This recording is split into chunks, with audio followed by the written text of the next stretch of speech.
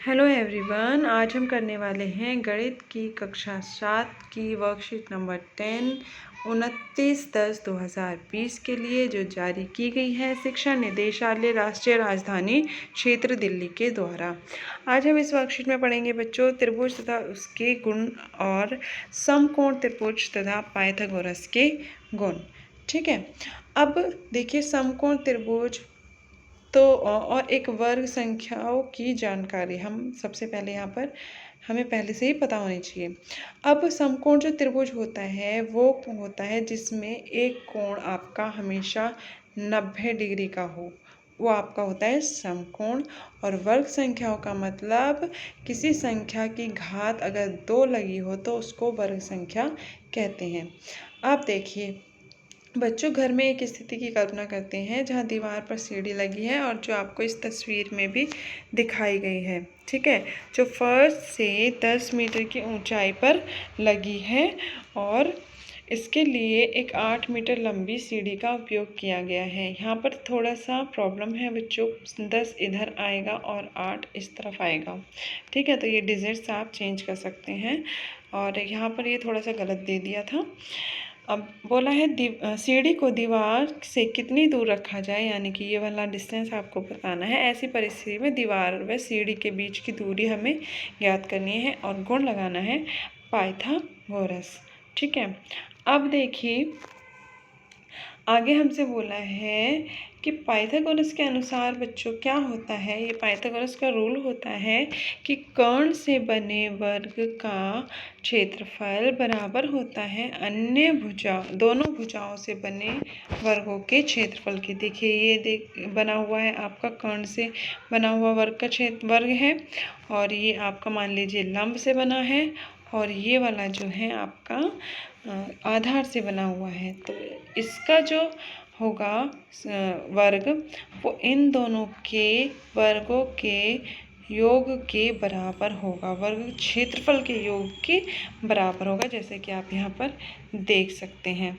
ठीक है, c² बराबर हो गया, ये c है, ये इधर आपका b है और ये वाला a है और ये वाला b है। ठीक है, तो ये हो गया आपका b² यानी कि b की घात 2 या b वर्ग स्क्वायर जमा a का वर्ग। ठीक है, वर्ग को स्क्वायर भी कहते हैं, स्क्वायर को वर्ग भी हम कह सकते हैं। अब ध्यान दीजिए कि समकोण भुजा की सबसे जो लंबी भुजा होती है वो हमारी कर्ण होती है। ठीक है, और ये हमेशा समकोण के सामने बनती है। ये वाला आपको जहाँ पे स्क्वायर सा दिखाई दे रहा है कोण की जगह पे, हर जगह ये है आपका समकोण इधर, और इसके जो सामने वाली भुजा है ये सबसे लंबी भुजा होती है, इसको कर्ण हम कहते हैं। अब यहाँ पर कुछ उदाहरण है बच्चों। पहला उदाहरण हमें दिया है एक त्रिभुज की भुजाएं 3 सेंटीमीटर, 4 सेंटीमीटर तथा 5 सेंटीमीटर लंबी है, तो बताना है कि त्रिभुज एक समकोण होगा या नहीं होगा। अब देखिए ये 5 है, ये 4 है, ये 3 है, तो कर्ण तो सबसे लंबी भुजा हो गई 5। ठीक है, अब 5 की घात 2 करेंगे, जब हम इसको सॉल्व करेंगे तो 5 × 5 यानी कि 25 सेंटीमीटर स्क्वायर हो गया। अन्य दो भुजाओं के वर्गों के योग देखते हैं। एक भुजा का हुआ 4 की घात 2 और एक का 3 की घात 2, जो इनको सॉल्व किया तो ये भी आ गया 25, यानी कि दोनों बराबर हैं, तो इसका मतलब ये एक समकोण त्रिभुज की भुजाएं होंगी। ठीक है, या फिर इसको कह सकते हैं समकोण त्रिभुज होगा। अगर देखिए यहाँ पर ऐसा होता है कि कर्ण का जो वर्ग है वो आपका अन्य दो भुजाओं के वर्गों के योग के बराबर नहीं होता है, तो वो समकोण त्रिभुज नहीं होगा। ठीक है, अब यहाँ पर आपको कुछ प्रश्न दिए हुए हैं जो आपको करने हैं। चलिए देखते हैं कैसे होंगे। देखिए बच्चों, पहला प्रश्न है आरंभ में दी गई स्थिति का हल पाइथागोरस गुण द्वारा ज्ञात कीजिए। ये वाली स्थिति थी जो हमें शुरू में दी गई थी, हमें इसकी BC की माप बतानी थी। ठीक है, यहाँ पर एक सीढ़ी लगी हुई थी, ये दीवारें थी और ये सीढ़ी के नीचे का जो दूरी है, सीढ़ी की दूरी दीवार से हमें बतानी थी कितनी होगी। ओके, तो बच्चों हमने यहाँ लगा दी पाइथागोरस थ्योरम। पाइथागोरस परिमेय से हमें पता है कर्ण जो सबसे लंबी भुजा होती है उसकी घात 2 बराबर लंब का स्क्वायर जमा आधार का स्क्वायर, हमने सबका मान रख दिया। ये AC का मान था, ये AB का मान था। इसको जब सॉल्व किया ये 100 आया और ये 64 आया।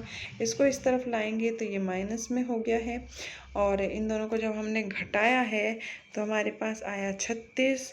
ठीक है, इसका हमने रूट हटाया, वर्ग हटाया है तो इधर रूट आ गया हमारे पास। और जब जोड़े बनते हैं तभी हमें बाहर लाई जाती है कोई संख्या, तो इसके जोड़े बनेंगे। जब आप इसका एलसीएम लेंगे तो जोड़े बनकर आएंगे 6 गुना 6, 6 6 36 होता है, तो इसलिए एक बार ये बाहर आ जाएगा। तो आ गया आपका BC जो ये है वो हो गई 6 मीटर। अगला प्रश्न है, रीना को एक समकोण त्रिभुज बनाना है, आप उसकी मदद कीजिए कि वह कौन सी माप लेकर त्रिभुज बनाइए। 2 माप हैं उसके पास। ठीक है, अब हम पहले को चेक कर लेते हैं कि समकोण त्रिभुज बन सकता है या नहीं। पहली माप थी उसके पास 9, 8 और 6, ये सबसे लंबी भुजा तो ये कर्ण होगी। ठीक है, तो हमने इसको इधर रखा है। इसका स्क्वायर क्या है तो यह है 81, और इसका क्या है तो 64, इसका क्या है तो 36।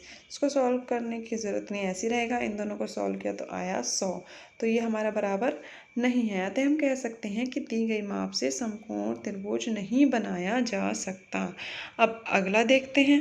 इसमें अगला प्रश्न में था कि ये हमें 3 माप दी हुई है। ठीक है, तो इन दोनों का ये सबसे लंबी भुजा है तो ये कर्ण होगी। बाकी दोनों को एक तरफ रखेंगे, उसका स्क्वायर करेंगे। जब सॉल्व किया तो ये आया 6 का स्क्वायर 36, 8 का स्क्वायर 64, और ये सेंटीमीटर स्क्वायर आ गया। इसका किया तो ये आया 100। जब इन दोनों को प्लस किया तो आया 100 सेंटीमीटर स्क्वायर बराबर 100 सेंटीमीटर की। तो इसका मतलब बच्चों ये हुआ कि हम कह सकते हैं कि जो दी गई भुजाओं की माप है उससे हम एक समकोण त्रिभुज बना सकते हैं। ओके, प्रश्न 3 है बच्चों, ABC का कोण C एक समकोण है। यदि AC बराबर आपको दिया हुआ है 5 सेंटीमीटर, AB दिया हुआ है आपको 13 सेंटीमीटर, तो BC की लंबाई आपको ये वाली ज्ञात करनी है। सबसे लंबी भुजा हमारी ये दिखाई दे रही है, ये समकोण है, तो इसके सामने क्या होगा, कर्ण होगा। ठीक है, तो कर्ण का स्क्वायर बराबर लंब का स्क्वायर प्लस आधार का स्क्वायर। इसका मान था 13, इसका मान था 5, ये हमें ज्ञात करना था। इसको इधर लेके आएंगे तो ये माइनस हो जाएगा। ये थोड़ा सा पोजीशन चेंज करके हमने लिख दिया, इसको सॉल्व करा है इस तरीके से, तो ये आ गया हमारा 144। जब हमने इसका एलसीएम लिया है बच्चों तो ये बाहर हमें मिला है 12 सेंटीमीटर। तो ये जो BC है इसकी भुजा की माप हो गई 12 सेंटीमीटर।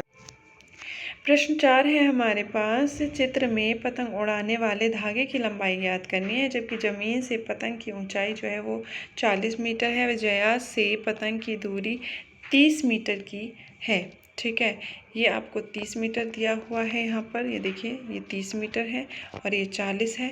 तो ये थोड़ा सा फिगर ऐसे बन गई है, तो ये थोड़ा बड़ा होना चाहिए था, ये थोड़ा छोटा होना चाहिए था, वो आप एडजस्ट कर लीजिए।